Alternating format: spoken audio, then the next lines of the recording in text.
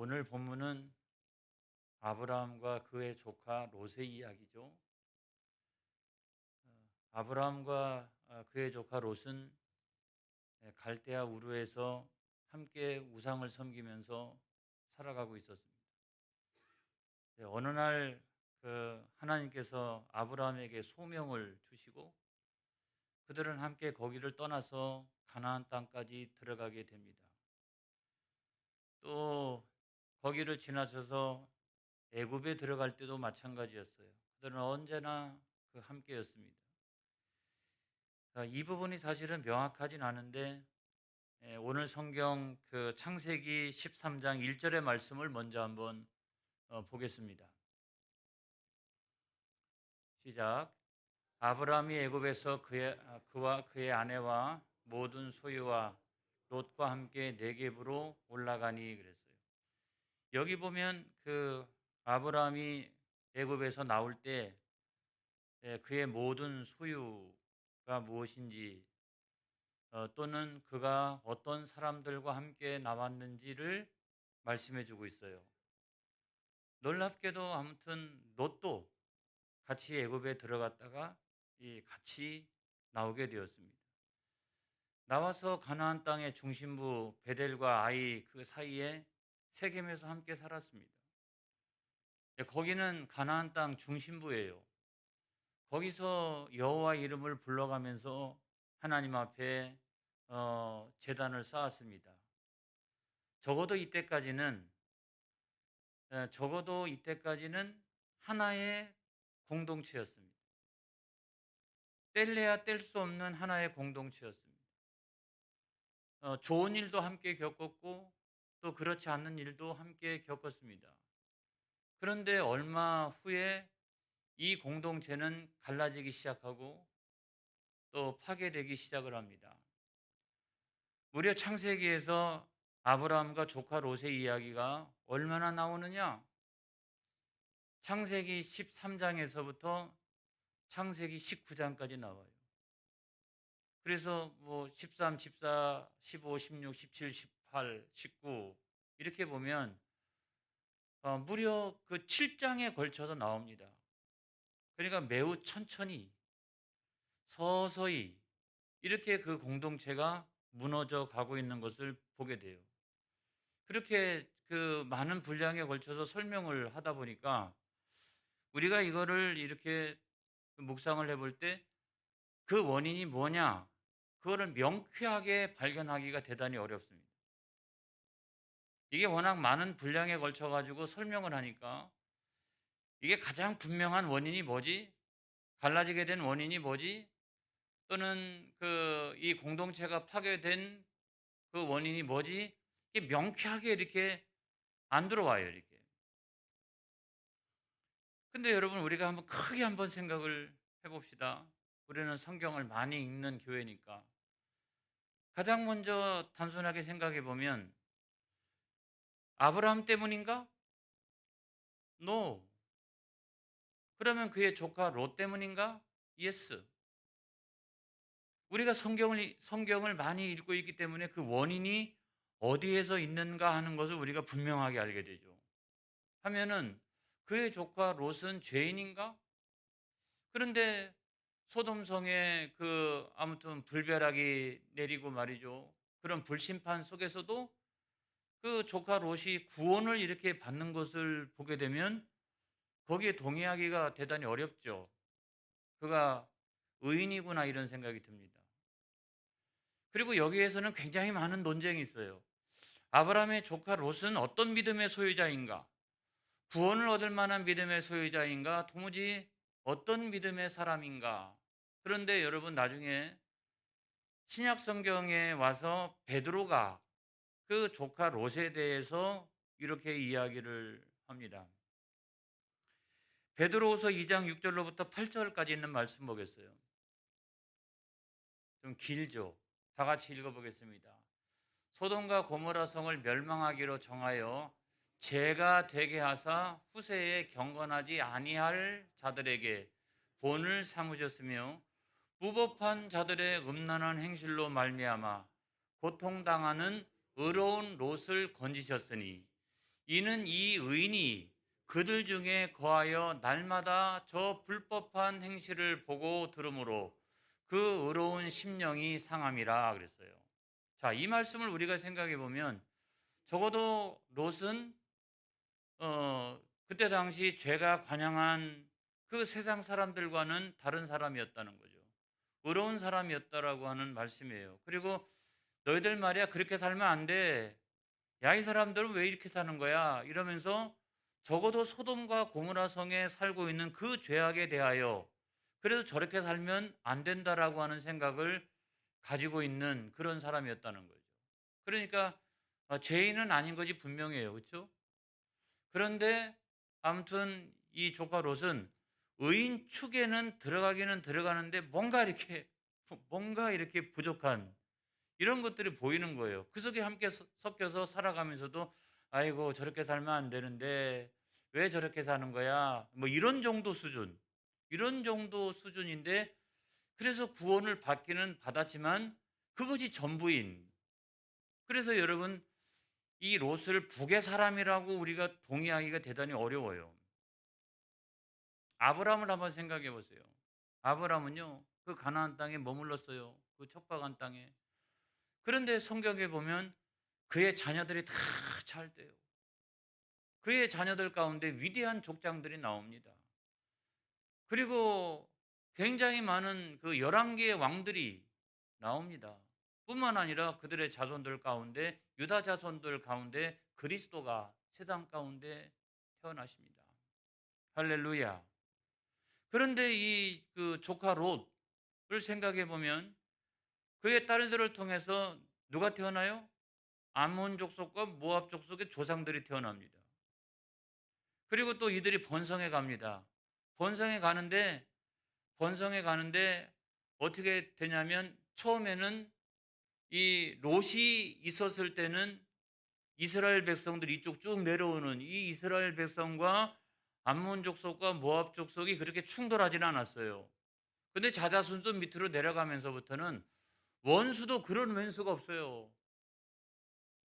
이스라엘 백성들이 그냥 늘 이제 이쪽으로 가면 이쪽으로, 저쪽으로 가면 저쪽으로 쫓아다니면서 늘 힘들게 하고 괴롭히고 공격하고 그랬던 사람들이 누구냐면 이 모압 족속하고 암몬 족속이라고요.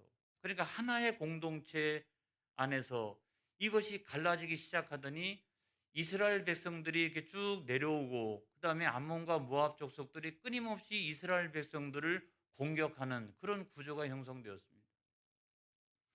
나중에 모세 당시에 하나님께서 이스라엘 백성들이 불순종해 가지고 우회해 가지고 어디를 지나게 하세요? 이 암몬 족속과 모압 족속이 있다는 살고 있는 지역을 지나게 하세요. 참 하나님의 섭리라고 하는 것은 너무너무나 놀라워요. 너무너무나. 하나님은 이스라엘 백성들이 불순종할 것을 알고 계셨어요. 그래서 이렇게 그거를 돌이키는데 다른 길로 갈 수도 있잖아요. 이렇게 다른 길이 있었어요, 여러분. 그런데 꼭 요단강 동편 쪽을 향해서 이 암몬 족속과 모압 족속이 살고 있는 그 땅을 정확하게 한복판을 통과해서 올라오도록 역사하십니다. 그건 뭐냐면 돌아오는 이스라엘 백성들을 통해서 이 암몬 족속과 이 모압 족속을 철저하게 심판하시면서 올라오세요. 그렇게 하나님 역사하셨어요.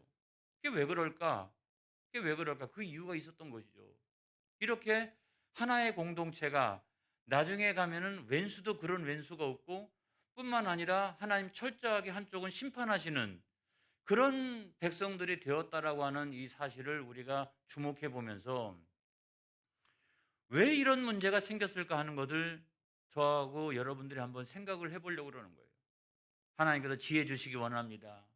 그래서 제가 이렇게 쭉 살펴보니까 그게 여러분 뭐 굉장히 엄청난 그 사건에서 시작되어지는 것이 아니에요.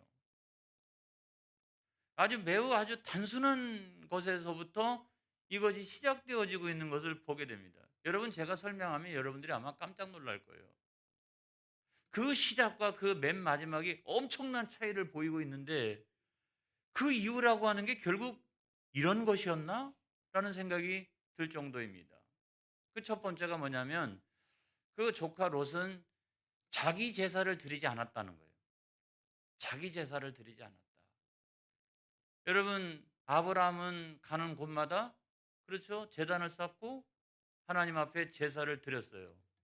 그리고 당연히 뭐 롯도 같이 동행하고 함께 했기 때문에 당연히 함께 제사를 드렸을 거라고 생각합니다. 그렇지만 이 사이에는 아주 적은 차이지만 가장 본질적이고 엄청난 차이가 그 사이에 있었어요. 다른 점이 뭐냐? 똑같이 제사를 드렸는데 다른 점이 뭐냐? 이걸 우리가 여러분 발견해야 되는 거예요. 이걸 발견해야 되는 거예요. 성경 말씀을 한번 보겠습니다. 성경 말씀에 창세기 12장 7절의 말씀 보겠어요. 시작. 여호와께서 아브라함에게 나타나 이르시되 내가 이 땅을 내 자손에게 주리라 하신지라. 그가 자기에게 나타나신 여호와께 그가 그곳에서 제단을 쌓고. 여러분 이 장면이 뭐냐면 가나안 땅에 들어가 가지고 세겜에서 첫 번째로 이렇게 하나님 앞에 제단을 쌓고 제사를 드리는 장면입니다. 근데 거기 보면 그가 제단을 쌓았다는 거예요. 그는 누굽니까, 여러분? 그는 아브라함이잖아요. 그는 아브라함이. 그다음에 창세기 13장 4절에 있는 말씀 보겠습니다. 시작. 그가 처음으로 제단을 쌓은 곳이라 그가 거기서 여호와 이름을 불렀더라 그랬어요. 자, 애굽으로 이제 애굽에서 나와 가지고 돌아왔어요. 그렇죠? 가나안으로. 가나안으로 돌아와 가지고 처음 제단을 쌓은 그곳에서 여호와 이름을 불렀더라. 누가? 누가요, 여러분? 그가 그랬어요. 그가. 그는 누구냐면 아브라함인 거예요. 아브라함이 그랬다는 거예요. 아브라함. 뿐만 아니라 창세기 13장 18절에 있는 말씀을 보겠습니다. 다 같이 시작. 이에 아브라함이 장막을 옮겨 헤브론에 있는 마므레 상수리 수풀에 이르러 거주하며 거기서 여호와를 위하여 제단을 쌓았더라. 나중에는 둘이 갈라섰죠. 갈라섰는데 아브라함은 여전히 헤브론으로 장소를 옮겨 가지고 거기서도 어떻게 했다? 그가 제단을 쌓고 하나님 앞에 제사를 드렸다는 거예요. 여러분 이 장면이 엄청난 차이를 가지고 있어요. 이 장면이. 그가 그랬다는 거예요, 그가. 그런데 성경을 우리가 읽어보게 되면 어디에서도 롯이 그가 제단을 쌓고 그가 제사를 드렸다라고 하는 장면이 단 한 번도 없어요. 단 한 번도 없어요. 오늘날로 이것을 우리가 예배로 옮겨보면 아주 재미있는 것을 상상해 볼 수가 있습니다.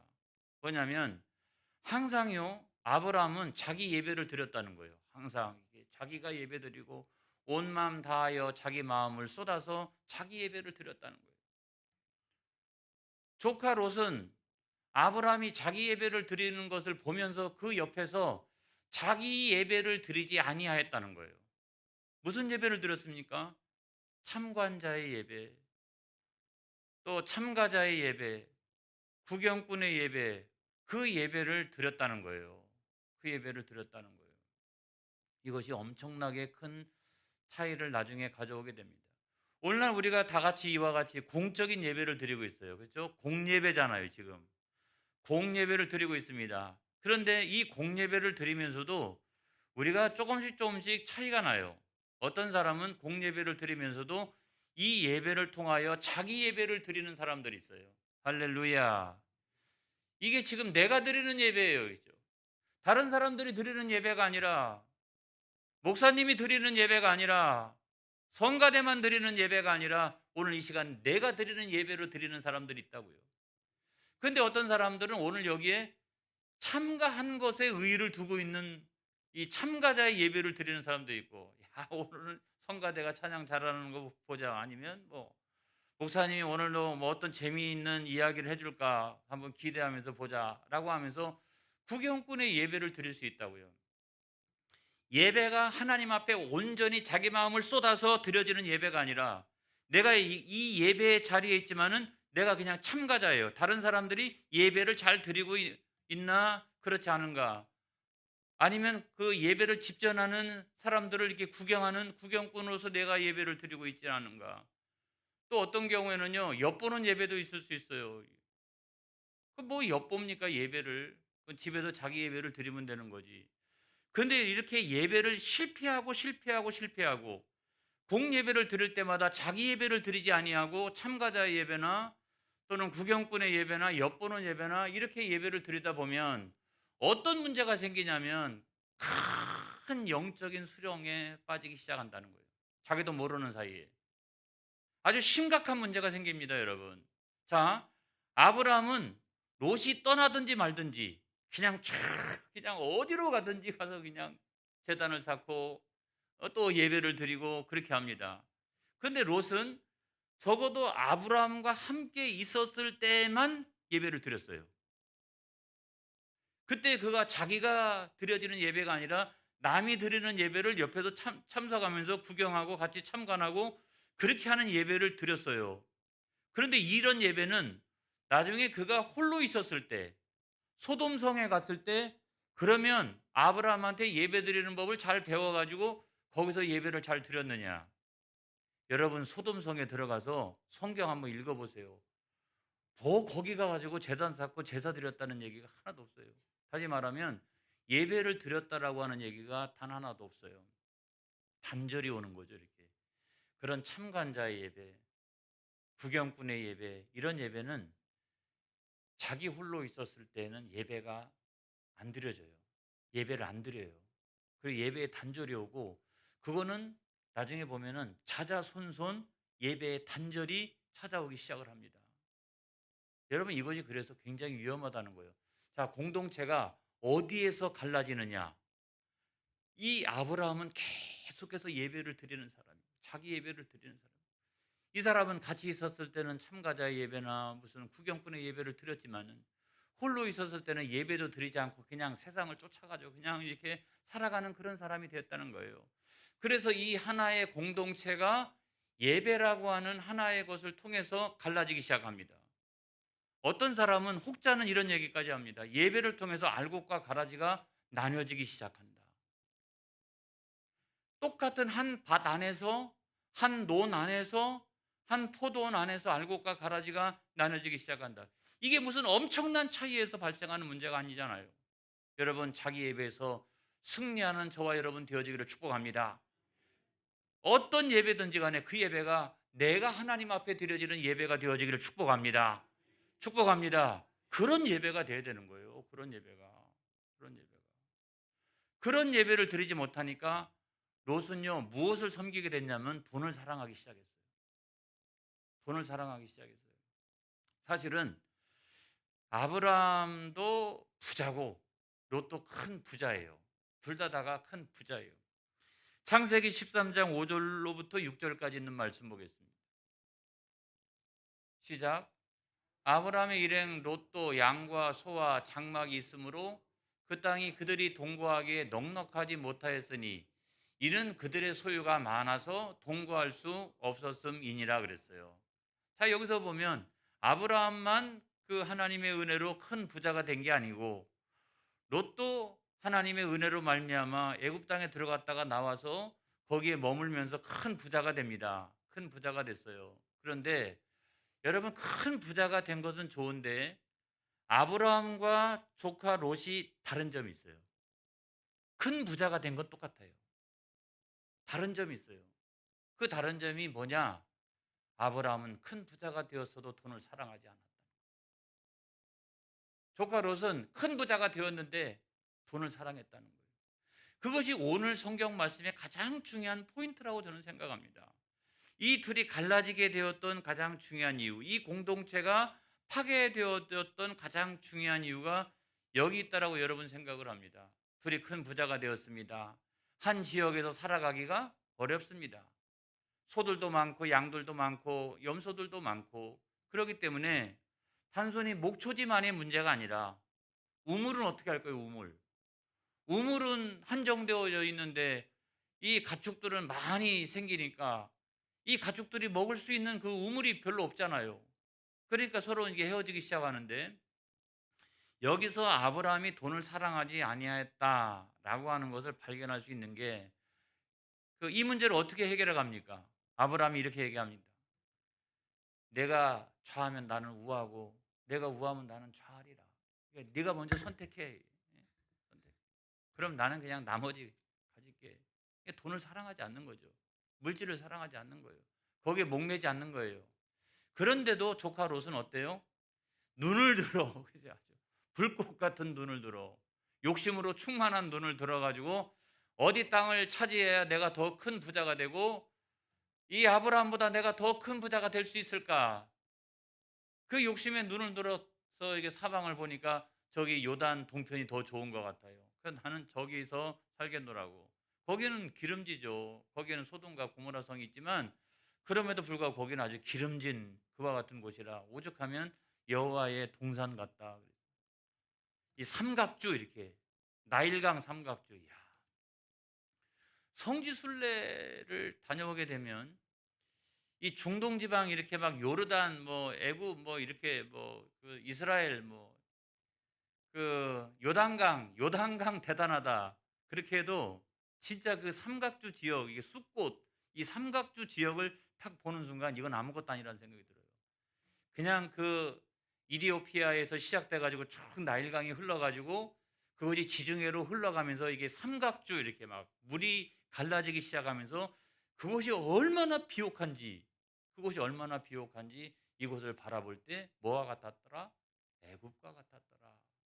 여러분 그곳을 그는 선택하게 됩니다. 여러분 우리가 살아나가면서 부자가 되는 것은 좋은 일이라고 생각합니다. 돈이 넉넉한 것은 좋은 일이라고 생각합니다. 그렇지만 중요한 것은 그 돈을 그 돈을 사랑하면 안 되는 거예요. 그 돈보다도 모든 물질의 주인이 되어 주시는 돈은 있다가도 없는 거예요. 돈은요 있다가도 없고 없다가도 또 생기는 거예요. 중요한 것은 모든 물질의 주권이 하나님께 있다. 그 하나님이 주시면 다 내 것이 되어지는 것이고 그 하나님이 거두어 가시면 다 없어지기 시작하는 것이고 나도 모르는 사이에 점점점 없어지기 시작을 하는 거죠. 그래서 물질의 모든 주권이 하나님께 있다는 사실을 깨닫고 믿는 사람이 누구였냐면 아브라함이었던 거예요. 그런데 조카 롯은 눈에 보이는 대로 이렇게 어디에 있느냐 이런 걸 생각하기 시작을 했죠. 이렇기 때문에 오늘날도 믿음의 사람이 돈 때문에 신앙인의 태도와 그 자세를 잊어버리면 안 됩니다. 마치 거기에 모든 것을 다 빼앗겨 버린 사람처럼 그렇게 되면 하나님 앞에 영광을 올려드릴 수가 없어요. 물질의 생활을 통해서도 하늘에 계신 하나님 앞에 영광을 올려드리는 저와 여러분들이 되어지기를 축복합니다. 할렐루야. 그런 신앙이 되야죠. 돈에 너무 욕심을 부리는 사람이 아니라 이렇게 살다가 보니까 그렇게 살다가 보니까 롯은 점점점 세상과 분리되지 못했습니다. 세상과 분리되지 못했어요. 자, 여러분 제가 이게 성경 말씀 그냥 이 동사들만 조금 찾아보면 13장 7절의 말씀 보겠습니다. 거기 보면 그러므로 아브라함의 가축의 목자와 롯의 가축의 목자가 서로 그다음 다투고 사실은 엄격하게 얘기하면 돈 때문에 다툰 거죠. 그렇죠? 가축의 문제였지만 물질의 문제고 물질의 문제는 곧 돈의 문제잖아요. 돈 때문에 다투고 그다음에 10절의 말씀 보겠습니다. 이에 롯이 눈을 들어 요단 지역을 바라본즉 돈을 바라보고 있는 거죠. 그렇죠? 그러니까 여기는 돈이 안 되겠다 싶은 거예요. 저기는 돈이 되겠다 싶은 거예요. 그러니까 거기만 바라보고 있었던 거죠. 그다음에 11절의 말씀에 보면 그러므로 롯이 요단 온 지역을 택하고 그러니까 자기가 뭔가를 선택할 때마다 그 하나님을 선택하기보다 뭘 선택해요? 돈을 선택하기 시작하죠. 그리고 나중에는 12절의 말씀에 보면 아브라함은 가나안 땅에 거주하였고 롯은 그 지역의 도시들에 머무르며 그 장막을 옮겨 소돔까지 이르렀더라. 이제 심각해지는 거예요. 돈에 온 마음을 빼앗기기 시작하니까 소돔이 죄악성이라도 상관없어요. 죄악을 저지르면서라도 상관없어요. 돈만 벌면 돼요. 그래서 나중에는 그 죄악의 도성인 소돔성까지 이르렀더라 그랬어요. 점점점 사람들이 이렇게 변화되어지기 시작하는 거죠. 그래서 세상과 분리되어질 수가 없었습니다. 여러분 성경 말씀 창세기 19장 1절에 있는 말씀 보겠어요. 시작. 그때 그 두 천사가 소돔에 이르니 마침 롯이 소돔 성문에 앉아 있다가 그들을 보고 일어나 영접하고 땅에 엎드려 절하며. 참 감사해요. 자, 소돔성을 심판하기 위해서 하나님의 천사들이 출발을 했어요. 근데 롯이 그때 성문 위에 앉아 있었어요. 성문 위에. 그러니까 그 얘기는 뭡니까? 거기에 이제 죄악의 도성 위에 그냥 아주 철푸덕 하면서 앉아 있었던 거예요. 이렇게. 근데 감사한 것은 지금 조금 있으면 이제 불심판이 내려올 텐데 그 두 명의 천사가 들어오고 있는 것이 보였다니 참 감사합니다. 안 그랬으면 그 불심판 가운데 함께 심판을 받았을 거예요. 그 성문 위에 있다가 그들이 천사라고 하는 사실이 알게 되었어요. 여러분. 그런데 여기서 성문 위에 있었다라고 하는 말은 어떤 의미를 가지고 있냐면 그 소돔성에서도요 성공한 거예요. 성문 위에 아무나 앉는 게 아니에요. 성문 위에 아무나 앉는 게 아니에요. 그만큼 지도자가 된 거예요, 거기서.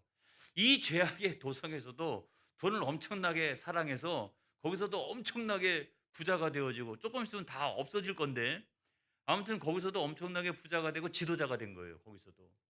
죄악의 도성의 지도자가 되어져 있었어요. 그리고 자기 부인은 어디 여자인지가 성경에 명확하게 나와 있지는 않지만 제가 볼 때는 소돔성의 여자였을 거라고 생각합니다. 자, 거기서 두 딸을 낳았습니다. 사위들은 어디 사람들입니까? 이 소돔성의 사람들입니다. 이 소돔성하고 절대로 뗄래야 뗄 수 없는 분리될 수 없는 세상과 분리될 수 없는 죄악 세상과 분리될 수 없는 그와 같은 지경 가운데 롯이 처해져 있었다는 거예요. 얼마나 심각한지를 말씀드리는 거예요. 처음에는 아무것도 아니었잖아요. 예배가 잘못됐잖아요. 돈을 사랑하기 시작했잖아요. 돈을 사랑하다 보니까 세상과 분리되어지지 못했어요. 그러다가 나중에는 자기의 자녀들도 세상에다가 내놔요. 죄악 세상 가운데 내놓습니다. 두 명의 천사가 왔습니다. 그런데 자기 집으로 안내를 했어요. 근데 천사가 그냥 미소년처럼 생겼던 모양이에요. 그러니까 뭐 동네 사람들이 난리가 아니죠. 세상에 상관하기 위하여. 예, 우리가 그 사람하고 상관하겠다. 다른 말로 표현하면 올라는 말로 표현하면 동성애 하겠다는 말 아닙니까? 얼마나 성적으로 타락해 있었든지 간에 남자들이 찾아와서 저 미소년 같이 생긴 저 천사하고 상관하겠다 이게. 동성애 하겠다는 말이잖아요. 그런 정도로 타락했는데 거기서 이 천사들을 보호하기 위해서 롯이 어떻게 합니까? 자기의 두 딸을 내어줍니다. 어? 내가 천사를 이렇게 잘 보호하려고 저는 미쳤다고 생각해요. 아니 천사라고 하면 스스로 자기를 보호할 수 있는 능력이 있죠. 근데 그 천사를 보호하기 위해서 자기의 딸들을 내어줘요. 롯이 점점 어느 정도 타락했는지를 저는 이해할 수 있는 부분이라고 생각해요. 저 같으면 난리를 쳤을 거예요. 목숨 걸고. 예? 난리를 쳤을 거예요. 그런데도 불구하고 그 딸들을 죄악 세상의 한복판에 내어줍니다, 여러분. 그거는 이 롯이 얼마나 타락해 갔는지 그가 적어도 구원은 받을 수 있는 사람의 축에는 들어갔지만 복 있는 사람도 아니었고 그는 세상과 연합하여서 끊임없이 타락해 갔던 사람이라는 거예요. 그렇기 때문에 이 가정의 공동체가 파괴되어지고 어떻게 보면 교회 공동체가 파괴되어지고 국가 공동체가 파괴되어지는 가장 중요한 문제는 우리들 가운데 은연중에 들어와 있는 이 죄의 문제. 예? 우리가 여러분 제가 여기까지 쭉 설명하니까 이 공동체가 왜 파괴되었는지를 우리가 이해하게 된 거예요. 은연중에 우리 가운데 들어와 있는 이 죄의 문제. 이 죄가 이 공동체를 철저하게 파괴했다는 사실을 우리는 기억해야 합니다. 저 오늘 설교의 결론과 같은 말씀이에요. 죄를 경계해야 합니다. 죄하고는 타협하지 말아야 합니다.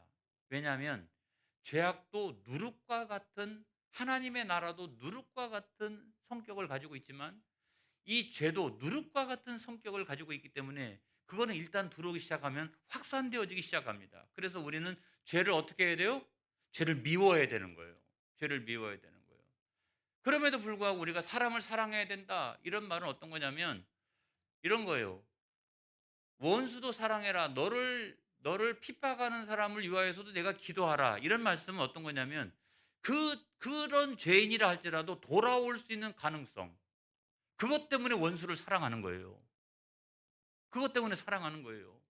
그리고 그런 죄인이 돌아오는 것을 하나님이 너무너무나 기뻐하시니까, 그래서 여러분 우리가 핍박하는 자를 위해서도 기도하고 원수를 사랑하는 이유가, 그래도 열린 공간을 하나 열어주는 이유가, 끊임없이 열어주는 이유가 거기 있다는 거예요. 거기 있다는 거예요. 여러분 성경을 한번 볼까요?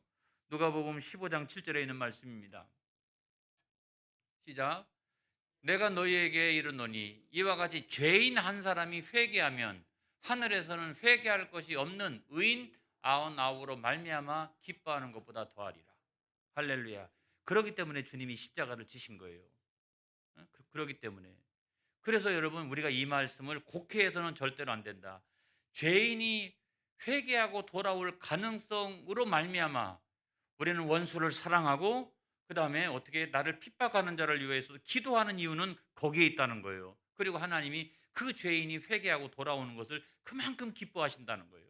근데 문제는 이것이 하나님의 사랑인데, 또 하나는 뭐냐면 그럼에도 불구하고 그 죄에서 돌이키지 않는 죄인은 하나님 미워하신다. 하나님 미워하신다. 이것도 우리가 알아야 되는 거예요. 그래서 여러분 성경 말씀 시편 11편 5절로 6절에 있는 말씀 보겠습니다.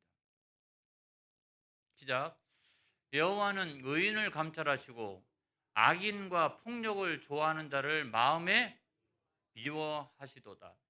악인에게 그물을 던지시리니 불과 유황과 태우는 바람이 그들의 잔에 소득이 되리로다. 회개하고 돌아오면 하나님 그렇게 기뻐하세요. 그렇게.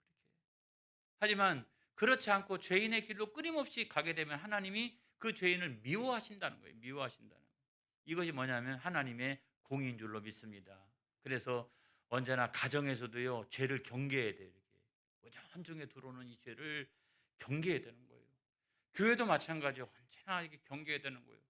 국가 사회가요, 건강한 사회가 되어져야 하는 이유는 뭐냐면 죄가 관영한 사회가 되면 될수록 그 사회는 망하는 거예요. 그 국가는 망하는 거예요. 그래서 이 공동체가 파괴되는 가장 중요한 이유, 그거는 우리 가운데 은밀하게 들어와 있는 이 죄가 이거를 파괴한다는 사실을 알고 잘 경계하는 저와 여러분 되어지기를 주의 이름으로 축복합니다. 축복합니다. 기도하겠습니다.